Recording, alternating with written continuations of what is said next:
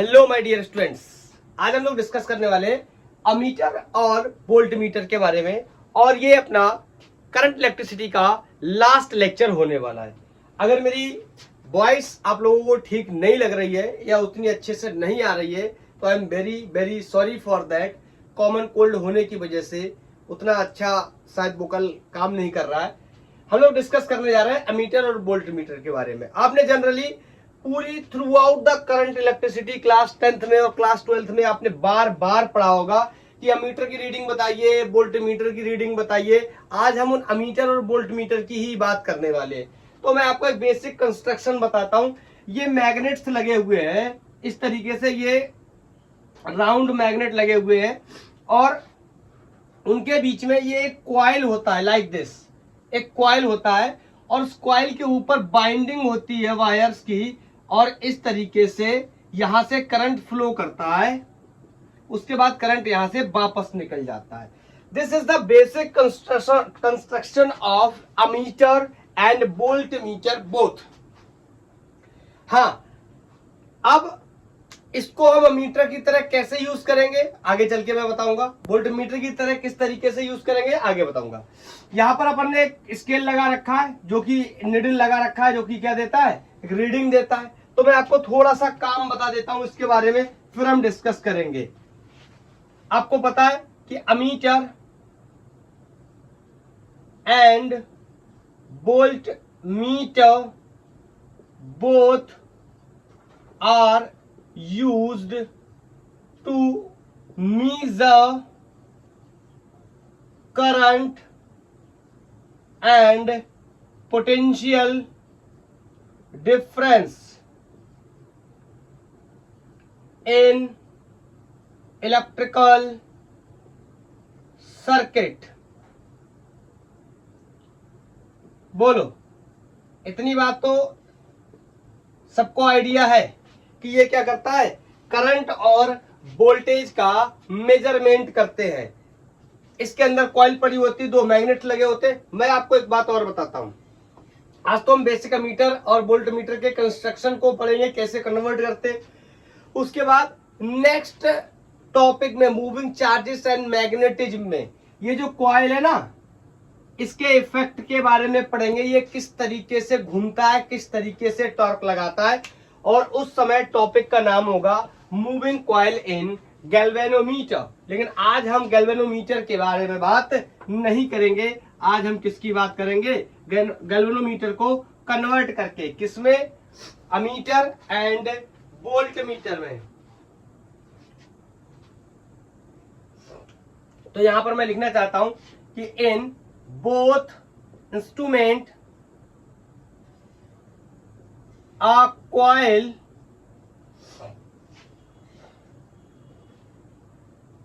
a suspended coil a suspended coil, जैसे कि अभी आपने देखा था a suspended coil क्या करते हैं हम, इस्तेमाल करते हैं between two poles of magnet. मैं आपको आगे चल के और बताऊंगा ये मैग्नेट कैसे होते हैं। एक्चुअली में ये सिलिंड्रिकल शेप के मैग्नेट होते हैं। इसके पीछे भी एक वजह है। जब अपन मूविंग कॉइल इन गैल्वेनोमीटर की बात करेंगे तब वहां पर डिस्कस करेंगे। बोलो, तो मैं आपसे पूछूं क्या होता है when current I passes through galvanometer, क्या होता है, इट डिफ्लेक्ट्स। मैंने मिटा दिया ये जो पॉइंटर ऊपर लगाया था, ये निडल इसका क्या करता है, डिफ्लेक्ट करता है इधर लेफ्ट में और राइट में। I am talking about the galvanometer. ये दोनों ही तरफ डिफ्लेक्ट करता है, डिपेंड करता है कि करंट किस तरीके का है। बोलो, लेफ्ट में भी और राइट में भी गैल्वेनोमीटर की बात कर रहा हूं। लेकिन आज हम गैल्वेनोमीटर का कन्वर्जन करेंगे अमीटर में। मैं आपको उससे पहले एक बेसिक डिफरेंस भी बता देता हूं कि गैल्वेनोमीटर का यूज हम क्यों नहीं कर रहे। आपको पता है कि गैल्वेनोमीटर एक छोटी करंट को नापने के लिए यूज किया जाता है, लाइक मिली एम्पियर या माइक्रो एम्पियर टाइप की करंट, मतलब 10⁻³ ऑर्डर या 10⁻⁻6 ऑर्डर की करंट को मेजर करने के लिए यूज करते हैं गैल्वेनोमीटर का। अगर बड़ी करंट हम गैल्वेनोमीटर को दे देंगे तो जो इसके अंदर सस्पेंडेड कॉइल थी, दो मैग्नेट्स के बीच में ये कॉइल डैमेज हो सकती है, इसीलिए हम करंट को नापने के लिए एक इंस्ट्रूमेंट बना करके तैयार करेंगे जिसे हम अमीटर बोलते हैं, लेकिन बनाएंगे उसे हम गैल्वेनोमीटर से ही। इसीलिए मैं क्या कर देता हूं, गैल्वेनोमीटर का कन्वर्जन कर देता हूं किसके अंदर, अमीटर के अंदर। कैसे तैयार होगा अमीटर, इस बात के बारे में डिस्कस करने जा रहे हैं। तो heading is conversion of galvanometer into ammeter. मैं आपको बताता हूं, ध्यान से सुनना। ये अपना गैल्वेनोमीटर है। अब मैंने इसके जो अभी बेसिक कंस्ट्रक्शन बड़ा बनाया था उसको मैंने रिड्यूस करके इस तरीके से बना लिया, और इसमें ये कुछ इस तरीके से क्या है, निडल लगा हुआ है। ये क्या करेगा, डिफ्लेक्ट करेगा। मेरी बात को बहुत ध्यान से सुनना। मैं क्या करने जा रहा हूं, इसको अमीटर बनाने जा रहा हूं। तो ये इस तरीके से सर्किट में कनेक्टेड होगा, बताओ, इस तरीके से कहीं पर ये सर्किट में कनेक्टेड होगा। तो मैं इससे क्या करूंगा, पैरेलल में एक छोटा सा रेजिस्टेंस कनेक्ट करूंगा जिसे हम शंट के नाम से जानते हैं। छोटा क्यों करूंगा ये भी बात करेंगे, पैरेलल में क्यों करूंगा ये भी बात करेंगे, लेकिन उससे पहले आपको ये ध्यान रखना है, ये एक पैरेलल में मैं रेजिस्टेंस लगा रहा हूं। आपको पता है गैल्वेनोमीटर ऊपर लगा हुआ है, तो गैल्वेनोमीटर के अंदर क्या होगी, कॉइल होगी। अभी अभी मैंने फोटो बनाया था अमीटर या वोल्ट मीटर का, तो आपने देखा उसके अंदर कॉइल थी। अमीटर और वोल्ट मीटर को हम किससे बनाते हैं, ऑफ कोर्स गैल्वेनोमीटर से। तो गैल्वेनोमीटर के अंदर भी कॉइल होती है, तो गैल्वेनोमीटर के कॉइल का भी अपना कोई एक क्या होगा, रेसिस्टेंस होगा। मैं मान लूंगा जरूरत पड़ने पे कि मैं उस रेसिस्टेंस को जी से डिनोट कर लूंगा गैल्वेनोमीटर के रेसिस्टेंस को, और एस से डिनोट कर लूंगा शंट के रेजिस्टेंस को। तो मैं आपसे बोल सकता हूं कि अमीटर को, गैल्वेनोमीटर को अमीटर में कैसे कन्वर्ट कर सकते हैं। तो मैं आपसे बता सकता हूं कि गैल्वेनोमीटर को अमीटर में कन्वर्ट करने के लिए हम क्या करते हैं, to convert galvanometer into ammeter we use very small resistance, bracket में आप इसी को लिख लेना, शंट के नाम से जानते हैं, इन पैरेलल। ठीक है, तो आप ध्यान से सुनना। ये जो सिस्टम बनके तैयार हो गया, इस सिस्टम का नाम क्या बन गया बताओ, अमीटर। ये बनके तैयार हो गया अमीटर। अब प्रश्न आया कि हम क्यों इस्तेमाल करते हैं इसका शंट का पैरेलल में, और दूसरी बात इसकी छोटी वैल्यू का इस्तेमाल क्यों करते हैं। मैं आपको लॉजिक बताने जा रहा हूं, मेरी बात को ध्यान से सुनना। आपको पता है ये अमीटर बनके रेडी हो गया, और मैं ये बात कह सकता हूं कि अमीटर क्या करता है, reads current and always use N series. मेरे हिसाब से इसमें किसी को कोई प्रॉब्लम नहीं होनी चाहिए, हमेशा सीरीज में इस्तेमाल करते हैं मीटर का। अब मेरी बात को ध्यान से सुनना, अगर मैंने इसके अंदर रेसिस्टेंस नहीं लगाया तो क्या होगा, या सीरीज में लगाया तो क्या होगा, ध्यान से सुनना। मैंने ये रेसिस्टेंस नहीं लगाया, जो भी करंट आएगी सर्किट में, देखना इस तरीके से मैंने ये बना लिया, एक क्या कोई सर्किट, या ऐसे बल्ब बना देता हूं तब आपको ज्यादा मजा आएगा। ऐसे बल्ब बनाया और मैंने यहां लगा दिया अमीटर, क्लियर। और आपको पता है अमीटर मैंने इस तरीके से सीरीज में लगा करके यहां से मैं रीडिंग पता कर लूंगा।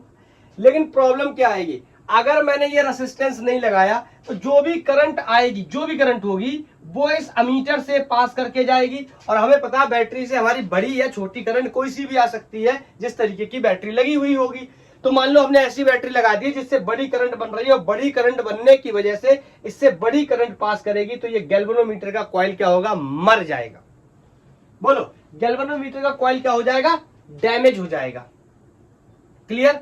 इस वजह से हमें क्या लगाना पड़ेगा, एक रेसिस्टेंस लगाना पड़ेगा।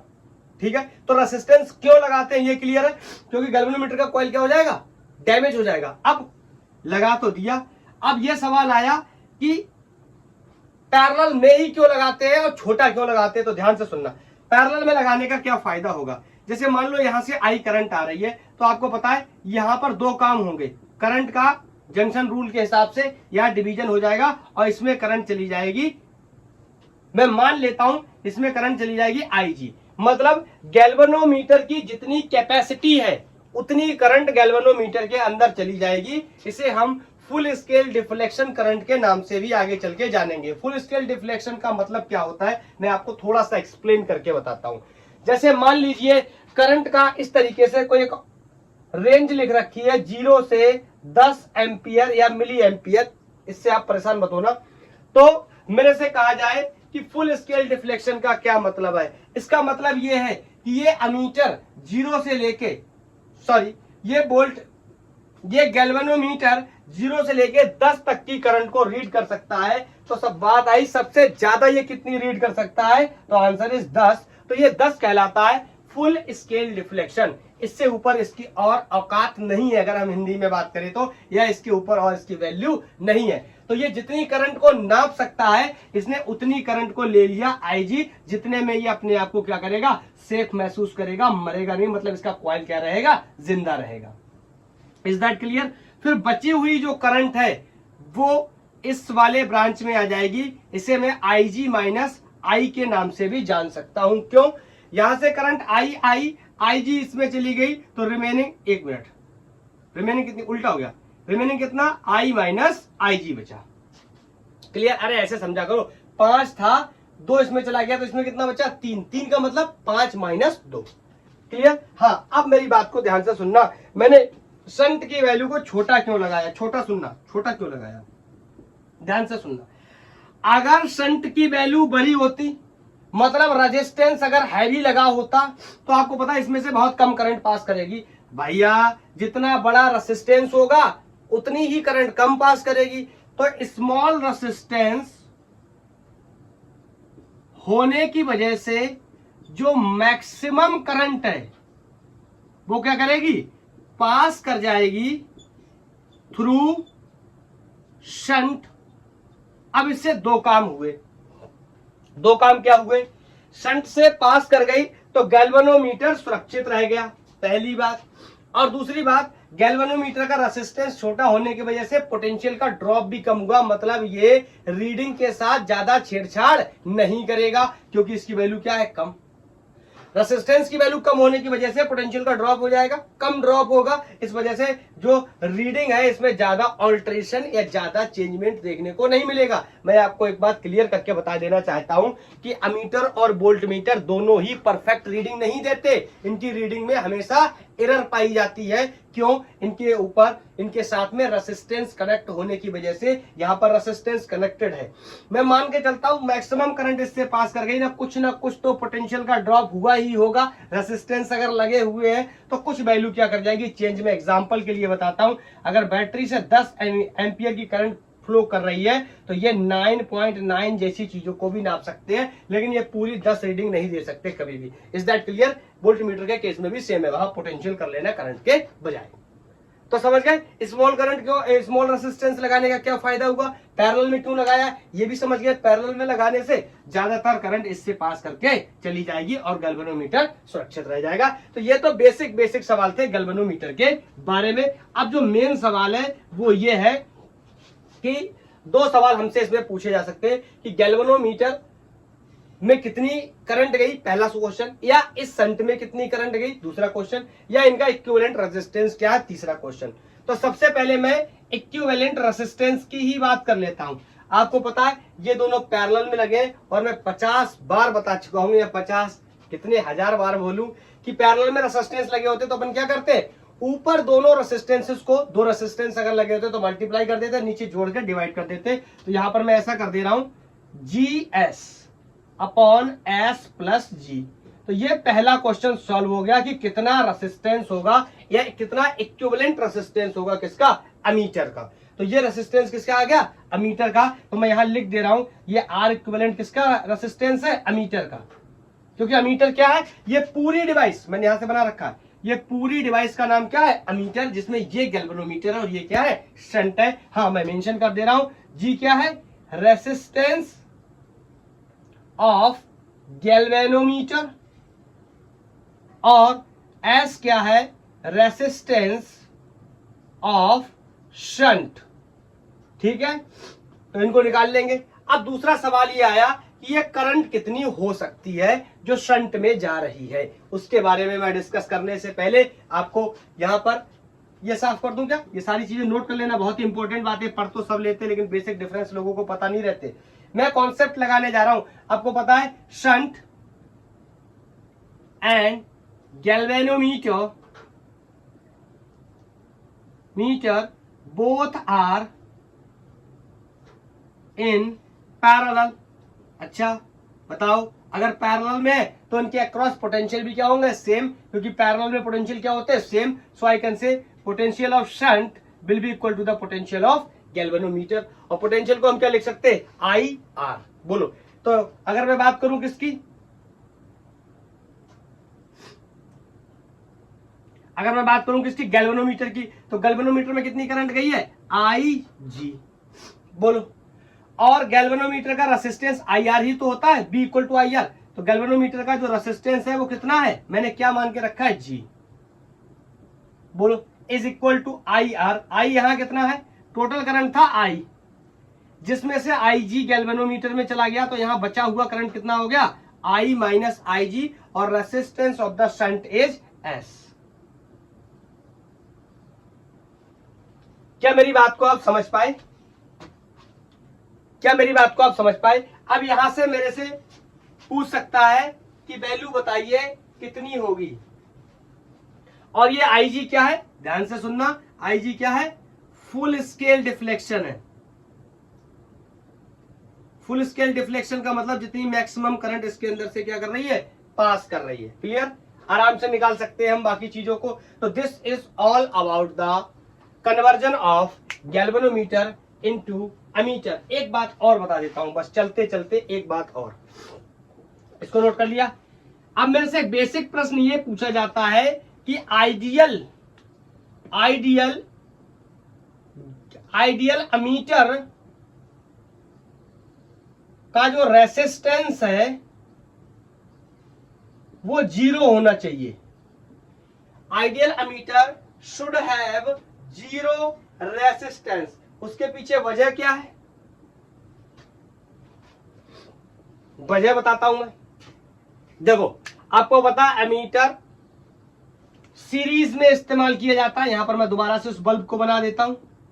अमीटर सीरीज में इस्तेमाल किया जाता है, और आपको पता है जितनी करंट यहां से पास होके आएगी उतनी ही करंट इसमें होगी, और जितना कम रेसिस्टेंस होगा अमीटर का उतना ही कम ड्रॉप ऑफ पोटेंशियल होगा इसके अंदर, तो उतनी ही ज्यादा एक्यूरेसी होगी किसकी, करंट की। बताओ, समझ पाए इस बात को। जितना छोटा रेसिस्टेंस उतना ड्रॉप ऑफ पोटेंशियल कम, जितना ड्रॉप ऑफ पोटेंशियल कम उतनी ज्यादा वैल्यू या ज्यादा रीडिंग ऑफ करंट, उतनी ज्यादा एक्यूरेसी। लेकिन ऐसा करना पॉसिबल नहीं है। आपको पता है कि किसी का रेसिस्टेंस 0 करना इज नॉट पॉसिबल। अगर कोई कंडक्टर है तो उसका अपना एक रेसिस्टेंस तो होगा ही होगा। क्लियर। अब अपन क्या कर लेते हैं, इससे संबंधित 1-2 सवाल कर लेते हैं, जिसके बारे में मैं लेक्चर को पॉज करके नोट कर लेता हूं, जल्दी से सॉल्व कर लेते हैं।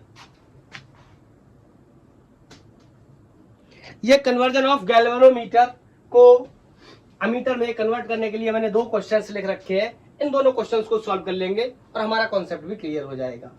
तो आप ट्राई करेंगे, पहले इसको ट्राई कर सकते हैं, फिर बाद में उसको करेंगे। तो इसको ट्राई करो, पहले कर लिया, 1 2 3 बोलो। जब से तेरे नैना मेरे नैनों से लागे रे। करें आगे। देखो, बोल रहा है galvanometer of resistance 100 ohm is full scale deflection for current of 1 milli ampere. तो मैंने आपको जैसे बताया भी था, ये 1 मिली एम्पियर क्या है, ये गैल्वेनोमीटर की फुल स्केल डिफ्लेक्शन करंट है कि गैल्वेनोमीटर 1 मिली एम्पियर की करंट को शो कर सकता है। तो मैंने मेंशन कर दिया 1 इंटू 10 टू द पावर -3 ओम। आप चाहो तो इसका सर्किट भी बना लो, उसके बाद सॉल्व कर लो, it's okay.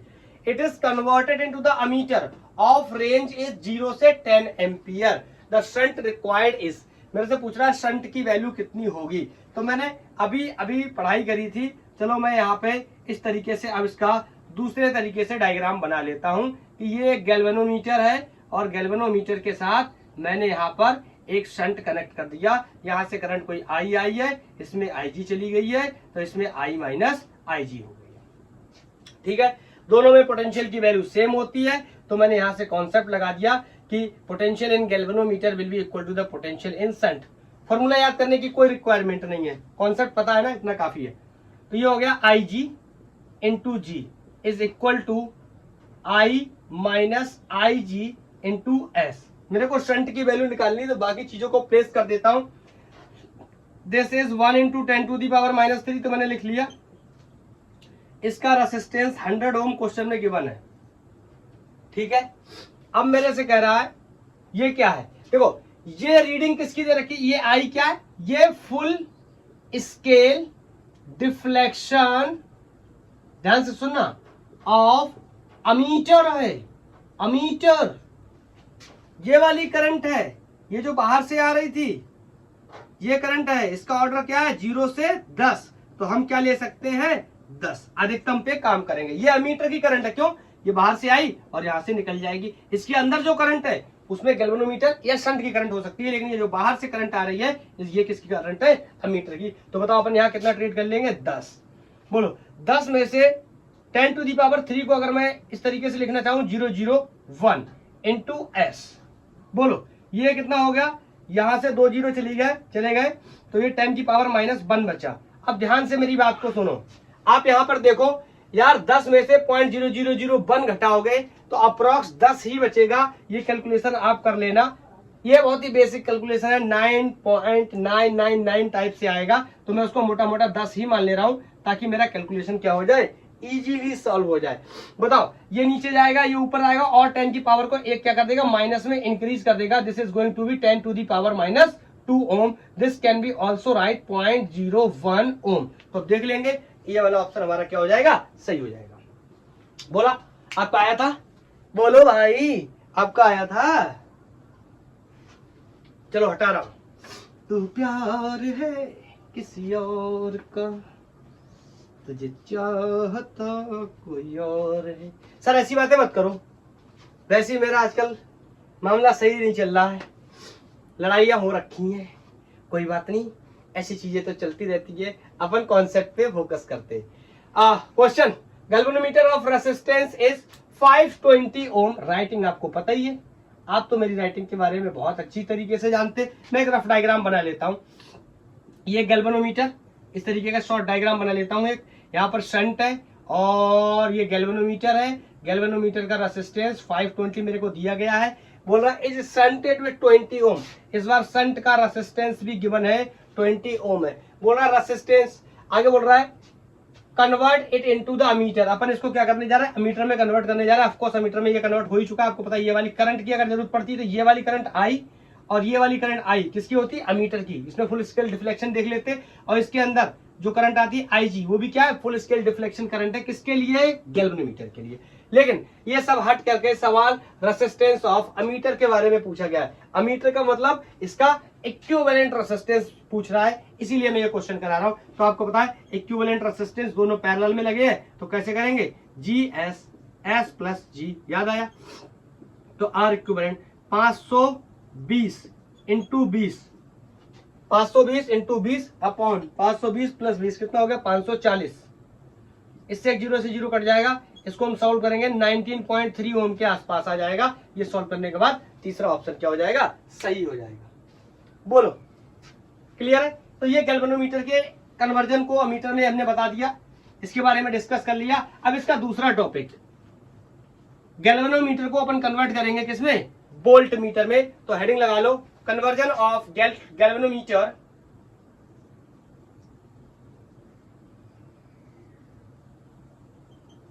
Into voltmeter. सबको पता है वोल्ट मीटर का क्या काम होता है, पोटेंशियल नापने के लिए यूज किया जाता है, और बचपन से पढ़ते चले आ रहे हैं कि पैरेलल में हम इसका यूज करते हैं। इसको एक्चुअली बनाते कैसे, मैं वही वाला फोटो लूंगा, ऐसी वर्मा सर बनाते हैं ऐसा फोटो, इस तरीके का डायग्राम, मैं यही वाला फोटो ले रहा हूं, ठीक है। ये अपना कौन है, गैल्वेनोमीटर। इसके साथ मैंने एक रेसिस्टेंस कनेक्ट किया सीरीज में, और ये बहुत ही हाई रेसिस्टेंस है, वेरी हाई रेसिस्टेंस। ऐसा क्यों है इसके बारे में भी बात करेंगे कि सीरीज में क्यों है, फिर वेरी हाई क्यों है, इन सब चीजों के बारे में भी बात कर लेंगे। बोलो, तो मैं आपसे बोलूं कैसे कन्वर्ट करते हैं, conversion of galvanometer into ammeter, तो मैं बता सकता हूं क्या, to convert galvanometer into voltmeter, we connect a very high resistance in series। क्यों करते हैं आगे चल के बताएंगे, ठीक है। अब मेरी बात को ध्यान से सुनना, यहां से आपको पता है जो भी करंट आएगी वो करंट इसमें भी जाएगी और इसमें भी जाएगी, क्योंकि सबको पता है ये कॉन्सेप्ट कि सीरीज में करंट क्या होती है, सेम होती है। अच्छा, आप मेरे को बताओ कि वोल्टमीटर कहां यूज किया जाता है, always use in parallel to measure potential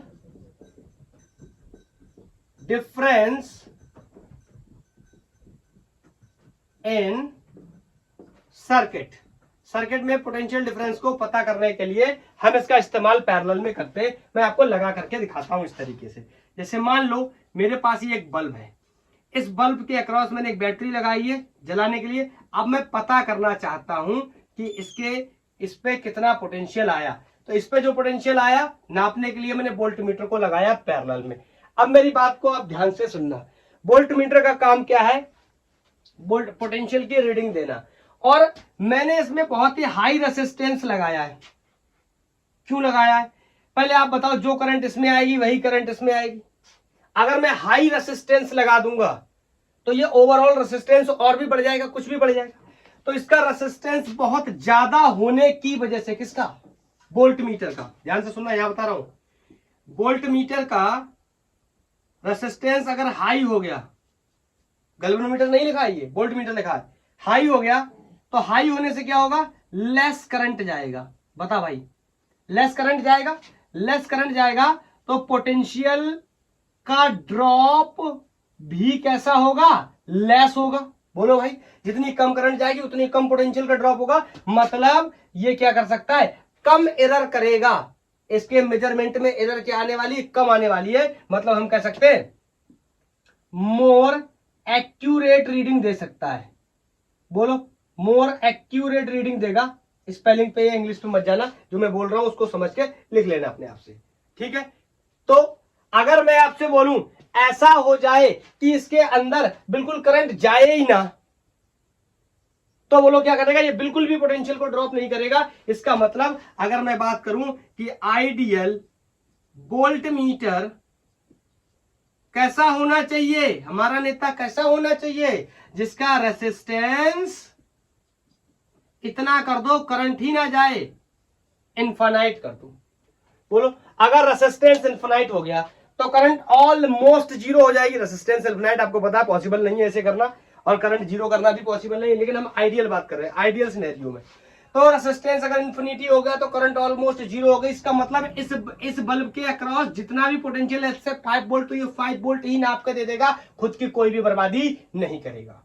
तो मैंने क्वेश्चन बताया कि आर को मैंने सीरीज में क्यों लगाया, क्लियर है, आपको पता है सीरीज में लगाया, और हाई क्यों लगाया। अगर मैं ये लो कर दूं, एक सेकंड के लिए सुनना, लो कर दूं और सीरीज में करके पैरेलल में करूं तो क्या होगा, अगर ये आर बहुत छोटा हो गया, आपको पता है करंट बहुत ज्यादा आ जाएगी इसमें। जैसे ये बहुत छोटा होगा करंट बहुत ज्यादा आई, और जैसे ज्यादा करंट आई हम तो चल बसे। गैल्वेनोमीटर कहेगा भैया हमारे बस की बात नहीं है, हम इतनी बड़ी करंट को टॉलरेट नहीं कर सकते। अगर हम इतनी बड़ी करंट को टॉलरेट कर लेते तो हम पहले ही करंट रीड करके ना दे देते, हमारा अमीटर क्यों बनाया गया? हम पहले ही वोल्ट मीटर रीड करके ना दे देते, पोटेंशियल रीड करके ना दे देते, वोल्ट मीटर बनाया ही क्यों जा रहा है? Is that clear? तो सीरीज में क्यों लगाते और हाई क्यों लगाते, ये क्लियर अगर पैरेलल में होता। ध्यान से सुनना, जैसे पिछले केस की तरह अगर मैं यहां पर इसमें पैरेलल में लगाता तो आपको पता है कुछ करंट इसमें भी जाएगी और कुछ करंट इसमें भी जाएगी, तो इसमें और इसमें दोनों में जब करंट जाएगी तो उस वजह से क्या होगा, हम इस अप्लायंसेस को और पैरेलल में लगा रहे, तो इसमें पोटेंशियल, इसमें पोटेंशियल, इसमें पोटेंशियल, इसमें पोटेंशियल सब में सेम हो जाएगा। बोलो, पोटेंशियल सब में सेम हो जाएगा, तो ये भी पोटेंशियल का ड्रॉप करेंगे, ये भी पोटेंशियल का ड्रॉप करेंगे।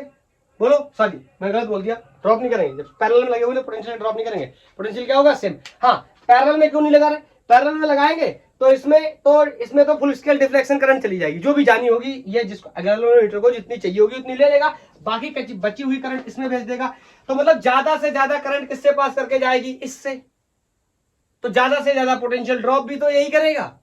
तो फिर से मेरे जो वोल्टेज के रीडिंग है वो क्या हो जाएंगे, मैन्युपुलेट हो जाएंगे, गड़बड़ हो जाएंगे। ऐसा मैं नहीं चाहता, मैं चाहता हूं अच्छे से अच्छी रीडिंग मिले। तो क्लियर, क्यों लगाते हैं सीरीज में और क्यों लगाते हैं बड़ा रेजिस्टेंस सीरीज में, इसलिए लगाते हैं ताकि दोनों में करंट क्या हो जाए, सेम, और बड़ा इसलिए कर देते हैं इसको ताकि दोनों में करंट कम आ सके, क्योंकि ये ज्यादा करंट को झेल नहीं पाएगा। दिस इज द कंस्ट्रक्शन, ये जो बन के तैयार हुआ ना, ये इसको अपन वोल्ट मीटर के नाम से जानते हैं। ठीक है, आज हमने पढ़ लिया conversion of galvanometer into voltmeter, conversion of galvanometer into ammeter.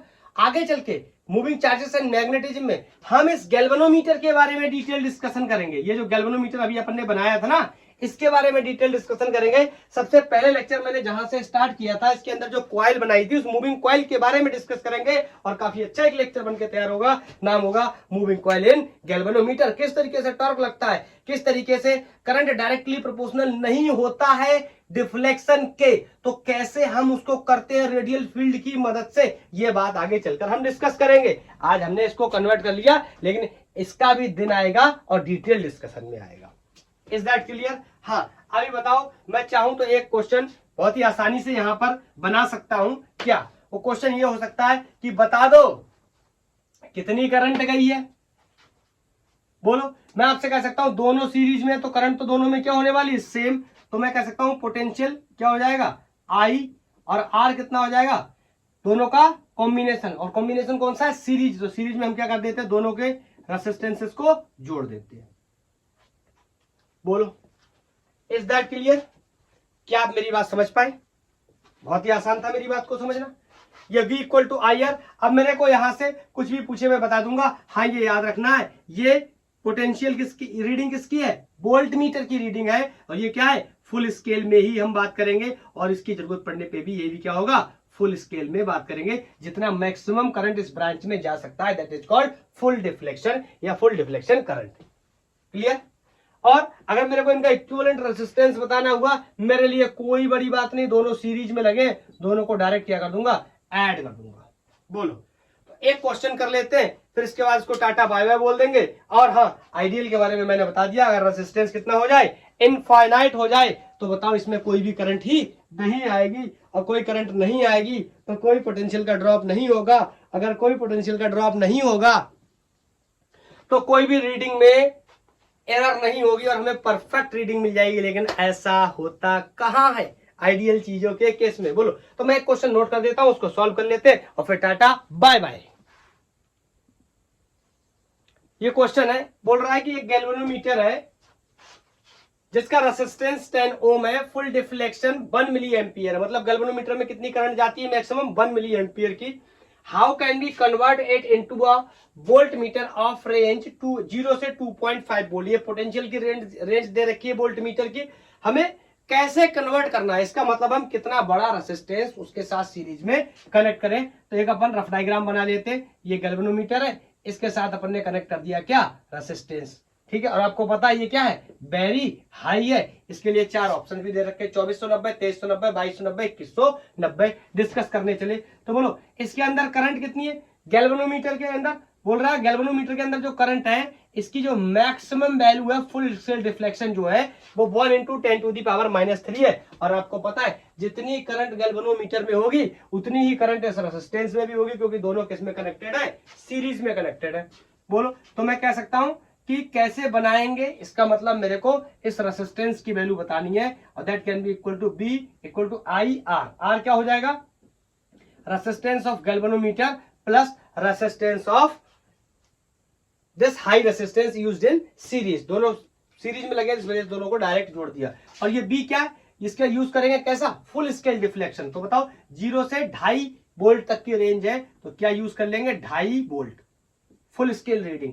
और आई की फुल स्केल रीडिंग क्या है, 10⁻³ और जी कितना है, गैल्वेनोमीटर का रेजिस्टेंस मेरे को दे रखा है 10 ओम, तो यहां मैंने 10 लिख लिया और ये प्लस आर कर लिया। आपको पता है ये पहले डिवाइड होगा फिर ऊपर जाएगा तो +3 में कन्वर्ट हो जाएगा, उसके साथ में इसको सॉल्व करूंगा तो ये 2500 हो जाएगा बराबर 10 + आर। तो ये इधर जाएगा तो 10 कम हो जाएंगे 2500 में से, तो कितने बचेंगे, 2490 ओम।